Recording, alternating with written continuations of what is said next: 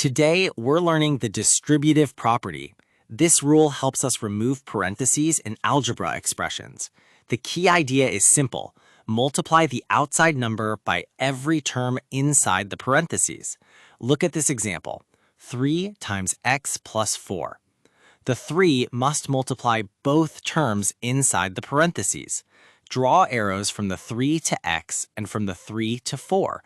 Now write the middle step. 3 times x plus 3 times 4. Next, simplify each part. 3 times x becomes 3x, and 3 times 4 becomes 12. So the final answer is 3x plus 12. A common mistake is writing 3x plus 4. That is incorrect because the 3 must multiply both terms, not just the first one. Now let's try subtraction. Example 2 is 5 times y minus 2. Again, distribute the outside number to every term inside the parentheses. Write the middle step.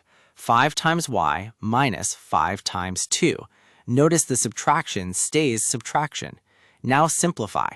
5 times y becomes 5y, and 5 times 2 becomes 10. The final answer is 5y minus 10. Now for a slightly harder example. 2 times 3x minus 5. Distribute the 2 to both terms. Write the middle step. 2 times 3x minus 2 times 5. Now simplify carefully. 2 times 3x equals 6x, and 2 times 5 equals 10. So the final answer is 6x minus 10. Let's quickly check that distribution really works. If x equals 2, then 3 times x plus 4 becomes 3 times 2 plus 4, which equals 18. Now try the expanded form. 3x plus 12 becomes 3 times 2 plus 12, which is also 18.